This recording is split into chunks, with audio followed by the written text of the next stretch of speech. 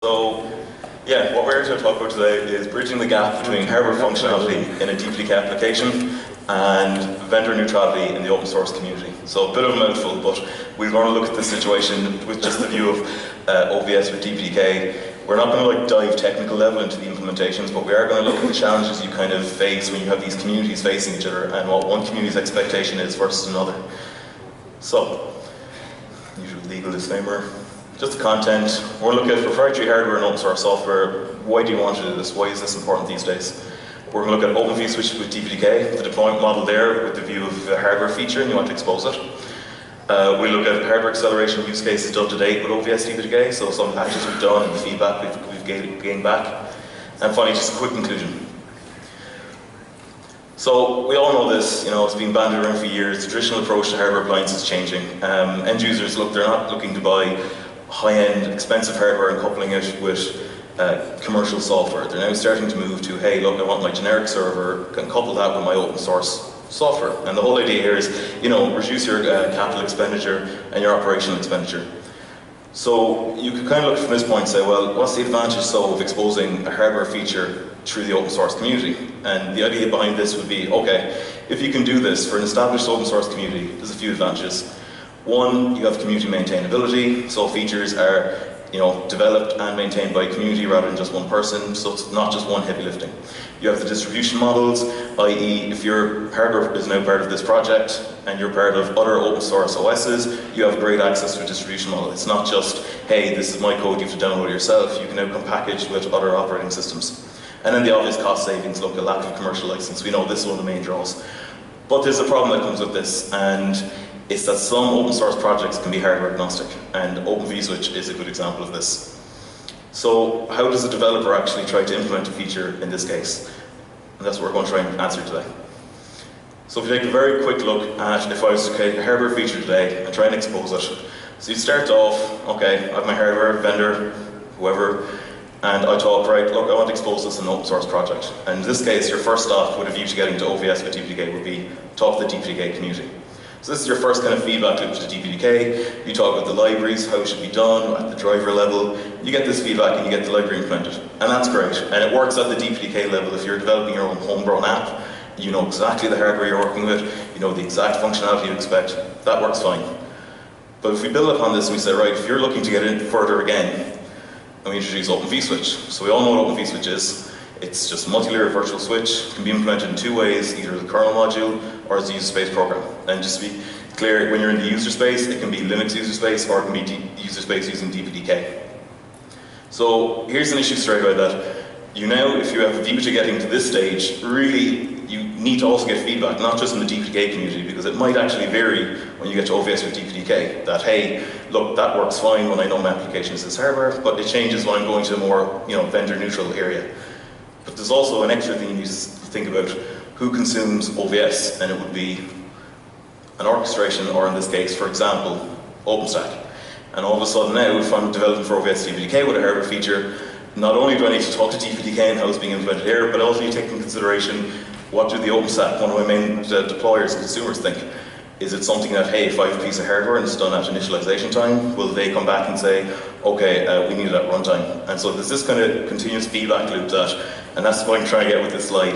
For this kind of slide, we want to get out of the mindset of just thinking on developing just my DPDK application. It's more just, if I want to get to here, then what do I need to do to get in between steps? And so we have a few examples then today, just with actual hardware examples. So, hardware acceleration use cases that we've done to date. So one of the first ones that we actually tried to do was just using the Orcs checksum offloading. And what we found is that we kind of used, the idea was that bring it to the community, show the performance gain first, and then kind of deal with the troubles that come with it, but do the work to try and get the feature upstreamed. So we're able to bring this and say, hey, look, this is improving OVS generic tunneling performance by 10%. So, and it's kind of a feature that's kind of supported by a lot of NICs actually, so it's actually a good base case. And they said, hey, this is great, but they turned around and said, one problem, you're only flagging it when a packet's bad. And we said, okay, but we thought that would be okay. And they said, well, no, we want to know when a packet is good, and we also want to know if, essentially, the checksum is unknown. And if it's unknown, the reason you have that is maybe it's the case the hardware underneath doesn't support, however unlikely, but in that case, you need to have a software failover where you can just compute the checksum there. So this is kind of the first example of a requirement changing between two communities. There was nothing wrong with just having a checksum saying, you know, this is bad, but it's just when you moved out one group straight away, there's an issue with this saying, you know, if we're being hardware agnostic, that just won't cut it. So that's kind of the first example we had. So then we released an RFC patch earlier in the year to do the flow director work. And again, we kind of looked at it, was using the XL710, and we found that, hey, look, decapsulation of VxLAN is improved by roughly 70%. So we released this really early as an RFC patch, and we kind of decided, look, let's get this feedback really early, because we knew from the implementation at the time there was going to be problems, and we said, look, let's not spend, you know, a long time developing this, let's just get this feedback from the community, and if there's changes to be made, let's feed this back to the DPDK side then.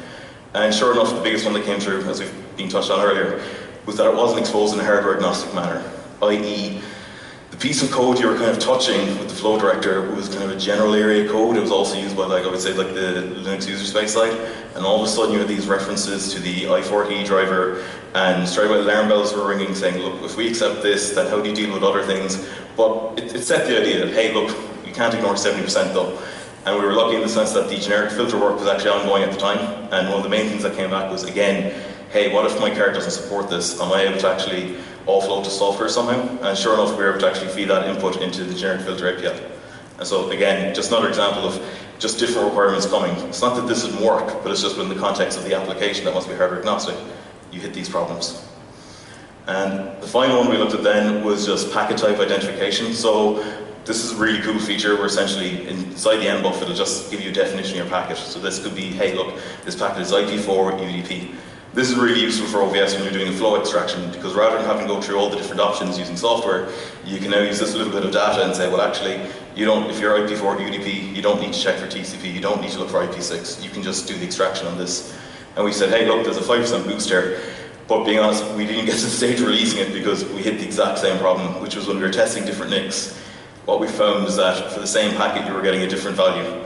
And again, you're coming back to not only is it a vendor specific, but it becomes a model specific issue in the hardware. And again, it's not even worth bringing up there, but it was interesting because we only knew this because we got the early feedback here. So it's kind of just learning and applying this, and rather than spending loads of development months saying, look, no, this will hit the same problem.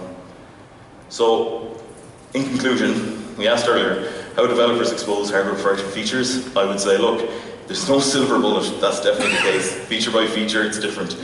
But there definitely is BKMs and a few pitfalls to avoid. So I'd say BKMs would be, so they need to be hardware agnostic and consumable in that way, i.e. if they fail or if they're not available, there needs to kind of be a software implementation that can kind of fall over that. That was one of the first things we found. Early engagement where possible with all the communities involved is key. Again, we've seen this with different features where it works fine for DPDK, it works fine with OVS DPDK, we get to the OpenStack level and they have a problem. This just, again, if your end goal is to kind of get deployed this kind of way, it can be just easier to actually talk to those groups at a very early stage and say, hey, this is this hardware feature we're implementing. Do you think you'd have to be configurable, or is this way or the other way? Just early engagement, and definitely start with us. I said what we learned from the flow director was equally applicable, I would say, to the P-types. So again, just saving effort and that effort and figuring out, look, what do you need to do to get this in? Next would be the open source communities of different requirements. I think the RX checksum is a good example of that. It's nothing major. Now, we can debate how the RX checksum could have been implemented, but that was just the feedback from the OVS community. So something as simple as that, which you would think this should kind of work handy enough, it doesn't. People have their own views on it, feel pretty strongly. And then finally, I think as we've kind of seen as well with the generic filter API, that really if you're going to implement a hardware feature and you expect it to kind of be deployed in this manner across different projects, you need to start thinking about making a common abstraction that different hardware can think about. So this is normally go to the questions, but I'm going to start off with the questions of the community instead, because this is something, suggestion that I've debated quite a bit. The idea of a common abstraction is great, but at what cost? I mean, if you're going for performance, but abstracting away is removing that performance, then that's an issue there. And then there's also, that's one issue I'd put. Well, how do people feel about that? I mean, if your feature has to be implemented in the hardware and it's too low level, it might not get accepted here. But if you go too high at an abstraction, the performance mightn't actually be able to be gained anymore. The second aspect I would say is, with these abstractions, what do the community feel? Do they prefer to see these abstractions being maintained in the DPDK side? Or would they prefer to see, hey look, if you want to be hardware agnostic, that's your project's issue, handle the abstraction. So there's kind of give and takes for both, but I'd be interested to see people's viewpoints on that and how the community feels about issues like that. So that's it, and if anybody can provide answers or any other questions, be happy. One of the things I'm kind of slated to keep track of is to maintain that we keep a agnostic point on the DPDK line for all the APIs. Mm-hmm. So when you start adding in those pieces, yes, there may be a slight overhead. But I can't see it, negating every percentage point of overhead, right? Sure. So yes, we'll sacrifice maybe something. I'm hoping nothing. But at least now, all of the vendors will use the same thing. Okay?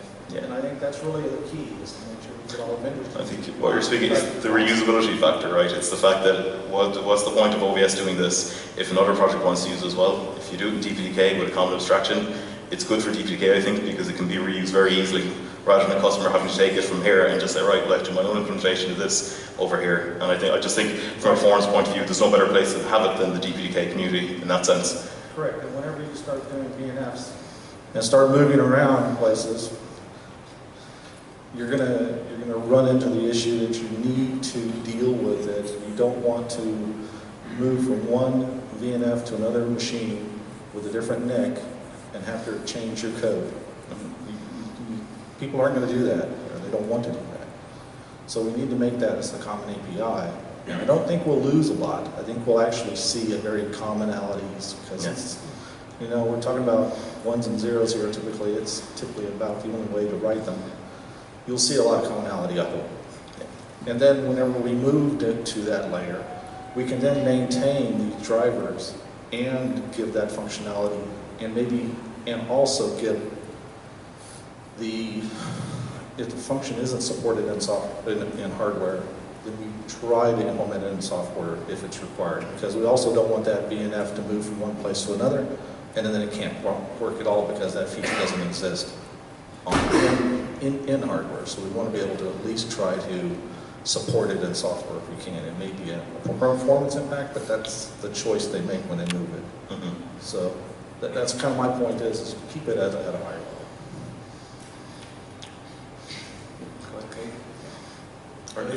Time now, yeah. We're a little bit tight, so we'll need to wrap. Ian Chandra, thank you very much. Thanks very much, guys. Thank you.